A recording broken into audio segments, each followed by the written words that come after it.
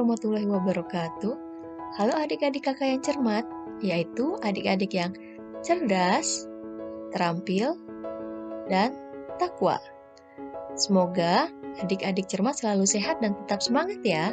Adik-adik cermat, dalam video pembelajaran kali ini, kakak masih menyampaikan materi tema 1, yaitu selamatkan makhluk hidup, tapi kali ini bagian subtema 3, ayo selamatkan hewan dan tumbuhan, bersama kakak, Kak Anggita.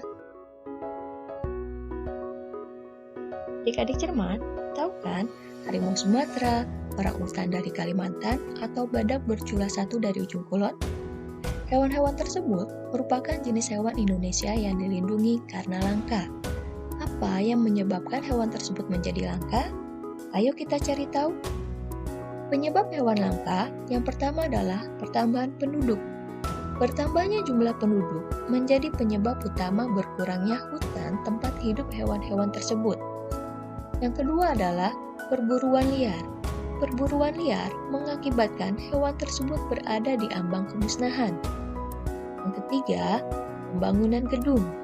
Pembangunan gedung dan perumahan menjadi penyebab menyingkirnya hewan tersebut dari habitat aslinya. Yang keempat, hutan berkurang. Hutan berkurang mengakibatkan tidak adanya tempat tinggal untuk hewan-hewan tersebut. Kawasan wilayah ASEAN. Kawasan wilayah ASEAN atau Asia Tenggara merupakan wilayah yang luas perairannya atau lautannya lebih besar dibandingkan dengan luas daratannya. Oleh sebab itu, keputusan-keputusan terkait permasalahan kelautan banyak dibahas oleh sebagian besar negara-negara ASEAN. Sistem pemerintahan negara ASEAN. Negara-negara di kawasan Asia Tenggara mempunyai sistem pemerintahan yang berbeda-beda. Namun, pada dasarnya semua berbentuk republik maupun kerajaan. Sistem pemerintahan di negara ASEAN yang sistem pemerintahnya adalah republik, diantaranya adalah negara Indonesia, Vietnam, Myanmar, Filipina, dan Singapura. Sedangkan negara-negara di Asia Tenggara yang sistem pemerintahannya kerajaan adalah Thailand, Brunei Darussalam, Malaysia, Laos, dan Kamboja. Adik-adik cermat, berikut adalah sekilas fakta politik negara-negara ASEAN. Yang pertama adalah negara Brunei Darussalam. Kepala negara Brunei Darussalam bernama Sultan Haji Hassanal Bolkiah Muizzaddin Wad Daulah.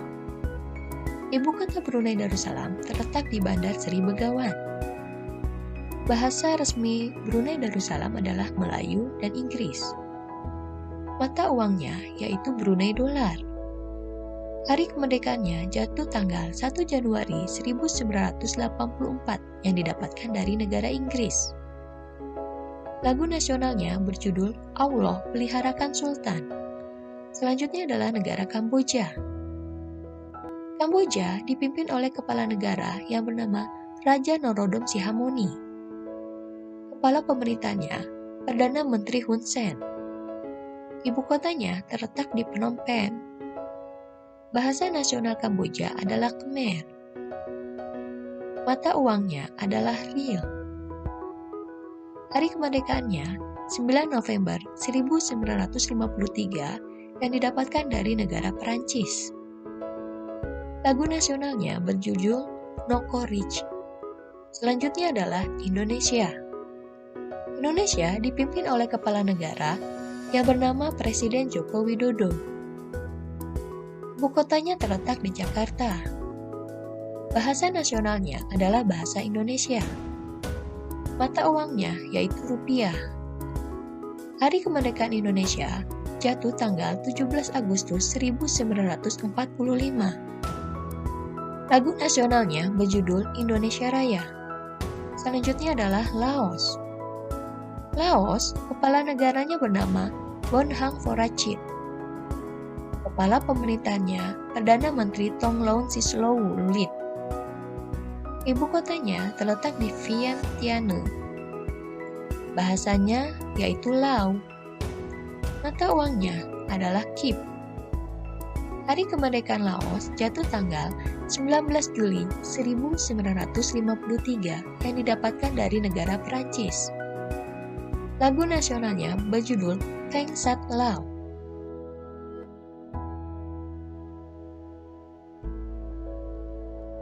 Myanmar. Kepala negaranya yaitu Presiden Win Myint. Ibu kota Myanmar terletak di Nay Pyi Taw. Bahasa nasionalnya adalah bahasa Myanmar. Mata uangnya adalah Kyat. Hari kemerdekaan Myanmar jatuh tanggal 4 Januari 1948 yang didapatkan dari negara Inggris. Lagu nasionalnya berjudul Kaba Mackay. Selanjutnya adalah negara Malaysia. Malaysia, kepala negaranya bernama Abdullah Al-Hajj. Kepala pemerintahannya dipimpin oleh Perdana Menteri Muhyiddin Yassin. Ibu kota Malaysia terletak di Kuala Lumpur. Bahasa resminya Melayu, Inggris, Cina, dan Tamil. Mata uang Malaysia adalah ringgit. Hari kemerdekaannya 31 Agustus 1957 yang didapatkan dari negara Inggris. Lagu nasionalnya berjudul Negaraku. Selanjutnya adalah negara Filipina. Filipina, kepala negaranya bernama Presiden Rodrigo Roa Duterte. Ibu kotanya terletak di Manila. Bahasa resminya yaitu Filipino atau Tagalog, Inggris, dan Spanyol. Mata uang Filipina adalah peso.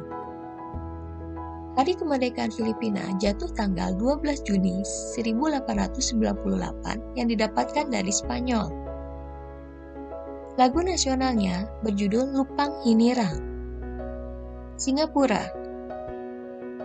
Singapura, kepala negaranya bernama Halimah Yacob. Kepala pemerintahnya Perdana Menteri Lee Hsien Loong. Ibu kotanya terletak di Singapura. Bahasa nasionalnya Inggris, Melayu, Mandarin, dan Tamil. Mata uangnya adalah dolar Singapura. Hari kemerdekaannya jatuh 9 Agustus 1965 yang didapatkan dari Federasi Malaysia. Lagu nasionalnya adalah Majulah Singapura. Selanjutnya adalah negara Thailand. Thailand, kepala negaranya adalah Maha Vajiralongkorn. Kepala pemerintahnya dipimpin oleh Perdana Menteri Jeneral Prayut Chan-o-cha. Ibu kotanya terletak di Bangkok. Bahasa resmi Thailand adalah Thai. Mata uang Thailand adalah baht. Hari kemerdekaan Thailand tidak ada karena Thailand satu-satunya negara di Asia Tenggara yang tidak pernah dijajah oleh negara lain. Lagu nasional Thailand adalah Pleng Chat Thai. Terakhir adalah negara Vietnam. Vietnam, kepala negaranya bernama Presiden Nguyen Phu Trong. Kepala pemerintahannya yaitu Perdana Menteri Nguyen Duan Phuc. Ibu kotanya terletak di Hanoi. Bahasa nasional Vietnam adalah Vietnam. Mata uang Vietnam yaitu Dong. Hari kemerdekaan Vietnam jatuh tanggal 2 September 1945 yang didapatkan dari negara Prancis. Lagu nasionalnya yaitu Tin Quan Cha. Adik-adik cermat, berikut adalah 5 sikap yang mencerminkan nilai-nilai Pancasila yang sesuai dengan Sila Pancasila. Sikap yang pertama adalah membantu teman saat jatuh dari sepeda. Kedua, menghargai karya orang lain. Ketiga, tidak memaksakan kehendak saat berdiskusi. Keempat, menghormati teman saat beribadah.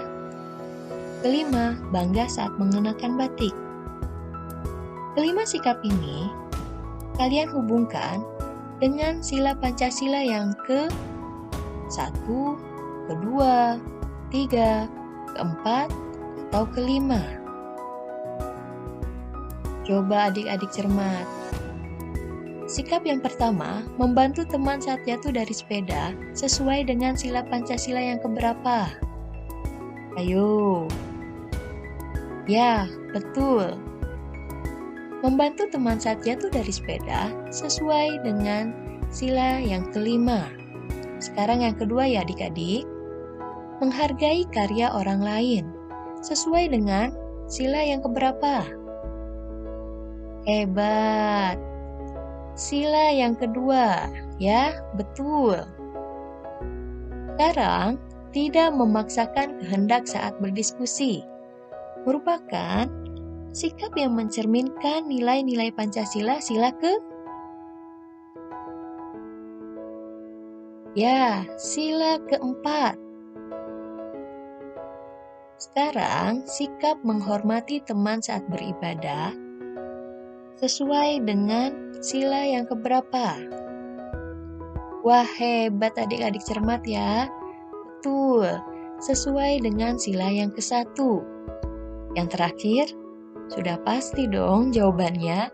Bangga saat mengenakan batik merupakan sesuai dengan nilai-nilai Pancasila yang ketiga, ya. Wah, hebat adik-adik cermat ya.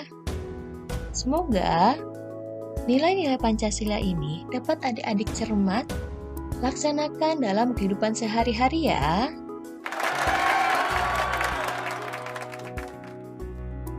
Perkembangbiakan tumbuhan. Perkembangbiakan tumbuhan terbagi menjadi dua, yaitu perkembangbiakan generatif dan perkembangbiakan vegetatif. Adik-adik cermat tentu masih ingat apa perbedaan antara perkembangbiakan generatif dengan perkembangbiakan vegetatif.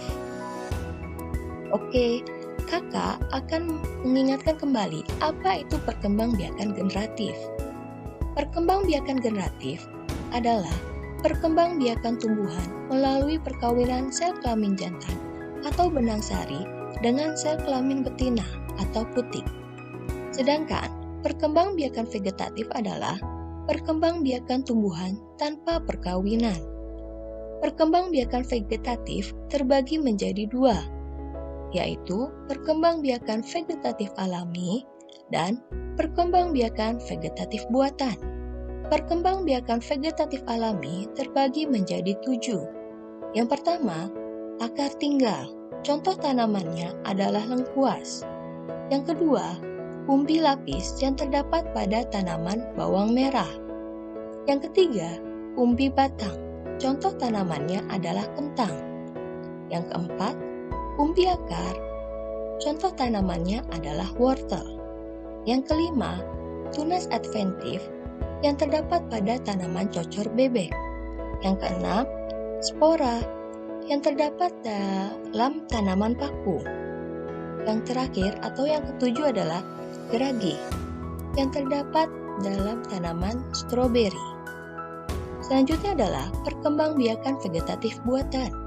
Perkembangbiakan vegetatif buatan terbagi menjadi 3, yaitu cangkok, stek batang, dan menyambung.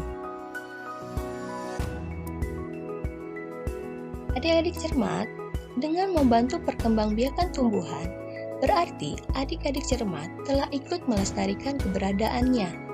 Itulah wujud syukur kita kepada Tuhan Yang Maha Esa. Adik-adik cermat, harus ingat pesan dari Udin ini ya.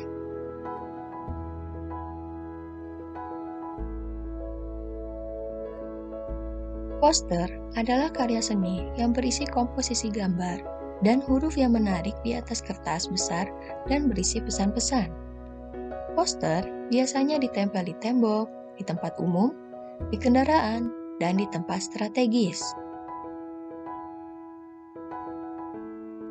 Komik adalah cerita bergambar.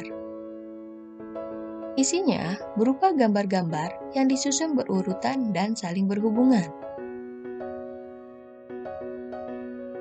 Agar adik-adik cermat semakin paham dan mengerti, maka adik-adik cermat kerjakan latihan-latihan yang terdapat di halaman 111, 112, 113, 126, 141, dan 143. Selamat mengerjakan ya adik-adik cermat.